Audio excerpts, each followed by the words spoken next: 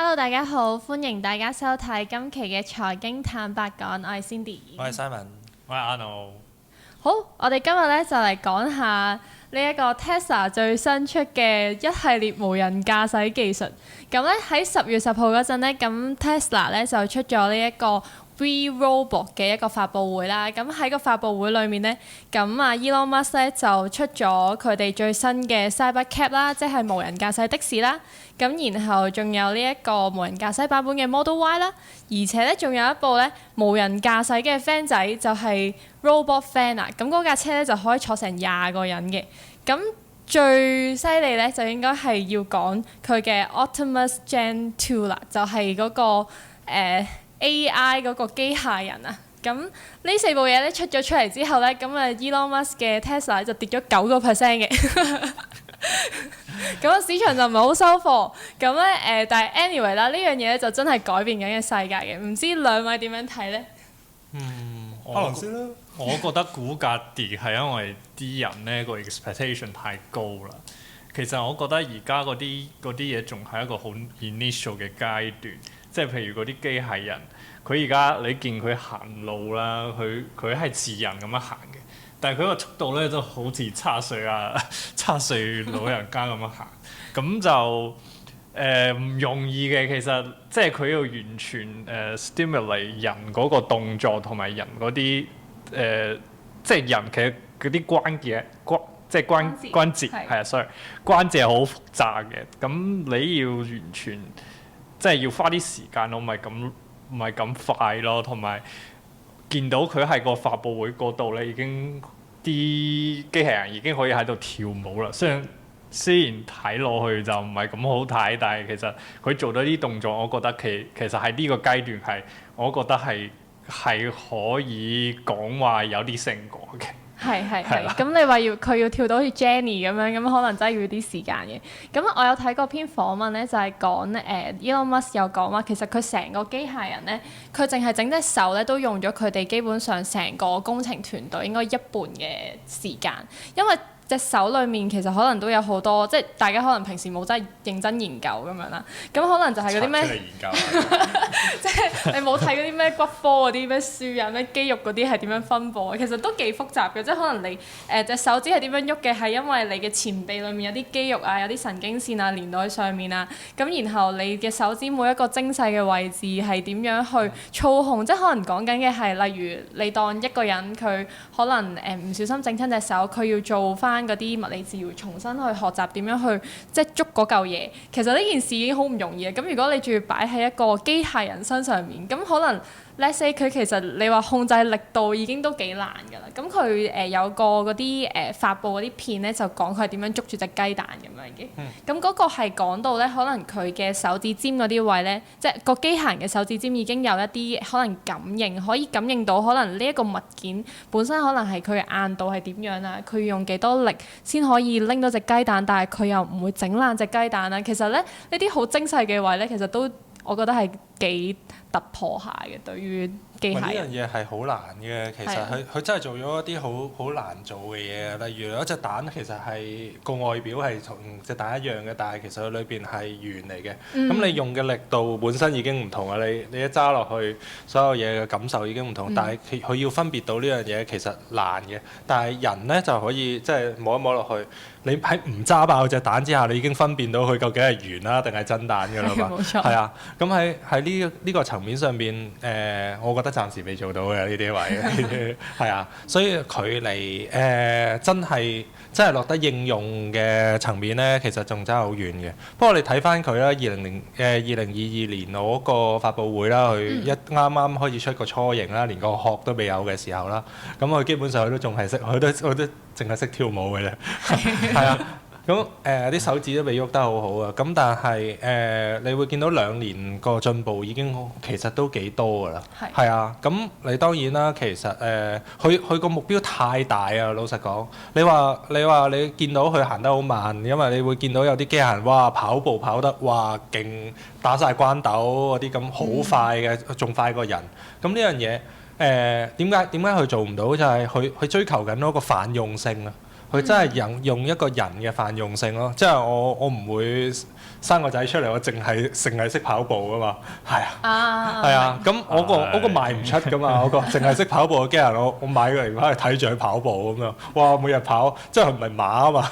即係你意思係即係 Elon Musk 係真係想整一個機械人翻嚟，係真係可以俾人去擺喺佢嘅屋企裏邊，佢真係可以可能慢慢可以做到掃地啊，即係洗碗啊、煮飯啊呢啲咁嘅功能。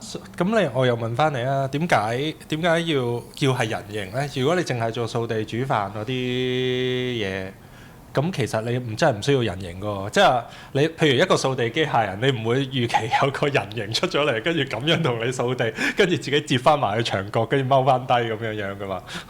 咁點解係人形咧？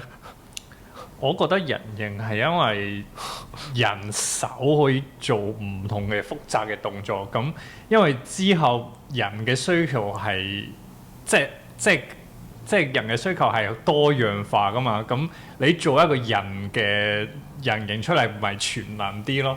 但係如果你係專一塊嘅，即係譬如話專掃地嘅，咁佢可以唔使人形；專洗碗佢可以唔使人形。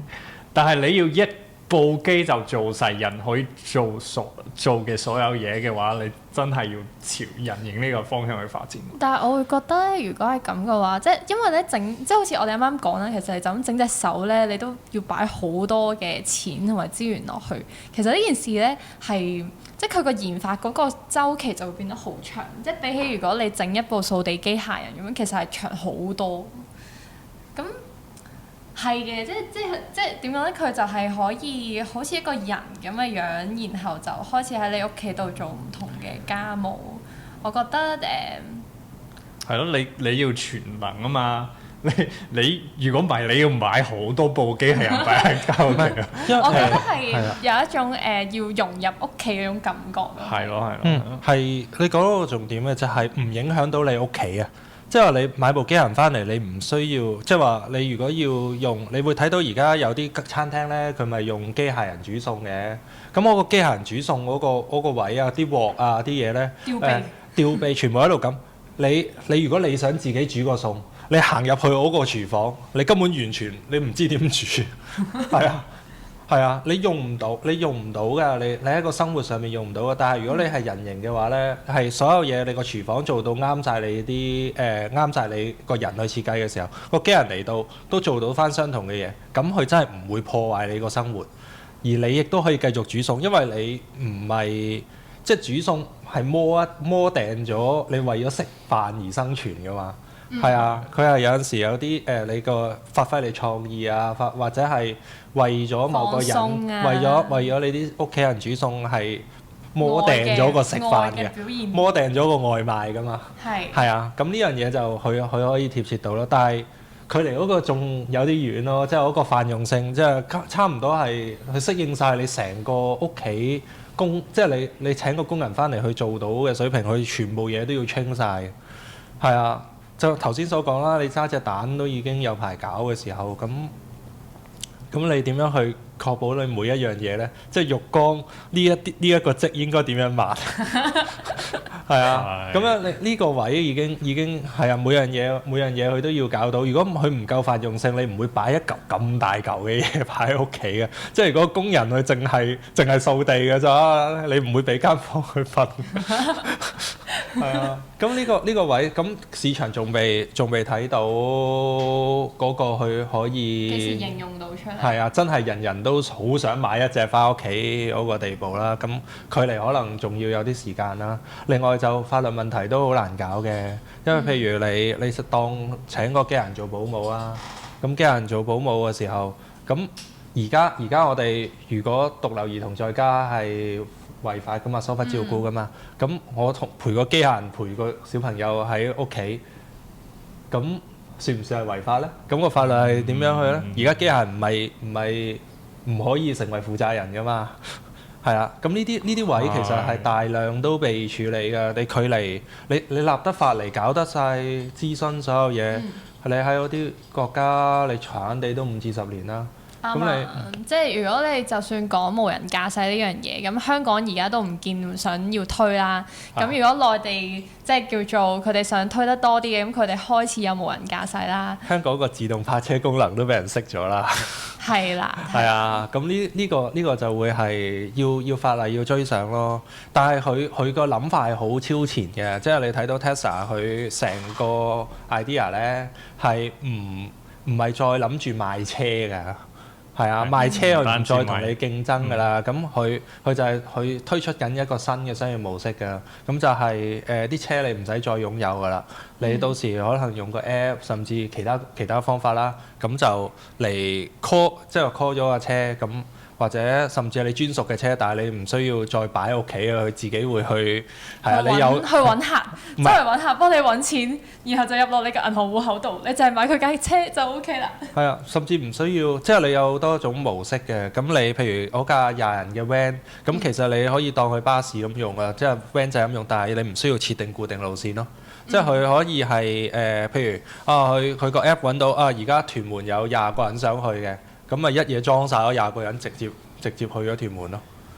咁你就只需要搞啱個時間，搞啱個地點，你喺嗰度出現，就上翻嗰架 van 仔，咁你就已經去到。成個模式唔同咗。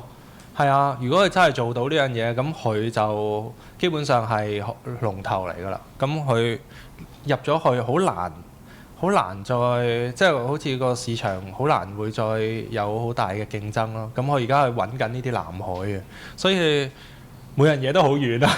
咁你根本全部嘢都唔可以喺五年左右回籠嘅。咁你叫啲人點樣計佢而家個 PE 啫？你而家債支出嘅啫喎，咁點而家個升 P 就淨係睇你啲電車賣成點咯。係咯。再加埋你大量嘅研發費用。咁其實都可以 foresee，即係其實雖然好遠啊，其實都可以 foresee到就係遲啲，即係機械人其實真係會慢慢去取代人去做嘢呢件事啦。好快人可能真係就唔使做嘢啦。其實呢樣嘢我覺得都即係因為始終我係出身於一個需要做嘢嘅年代嘛。你話究竟唔使做嘢嘅年代係點樣呢？其實我都唔係好想像到嘅。即係好似例如你人工點樣計呢？我係可以做啲乜嘢呢？我去到嗰陣我仲可唔可以享受到可能我努力工作就可以有嘅生活呢？定係其實已經完全唔係咁啦？大家都全民失業，然後大家就係可能拎一份固定嘅糧。咁就可以即係已經足夠我食，足夠我住，即係呢一種躺平嘅生活啦。咁樣，我覺得呢個係一個我冇咩辦法去想像嘅一件事嚟嘅。你呢個就你而家呢個時候開咗一個好大嘅 topic 啊，因為呢個 topic 牽涉到基本上就係成個喺 AI 個工業革命之後，我哋成個經濟體嘅同埋福利制度成個咁我哋都可以下集傾嘅，你唔想今集傾？係啊。咁我哋可以即係留俾觀眾大家一齊下集我哋一齊傾咯呢樣嘢。好啊。好啊，咁我哋今日嘅財經坦白講就講到呢度。唔知大家對於 AI 去改變我哋人類社會唔使做嘢點樣諗，可以留言俾我哋，我哋下集一齊再傾。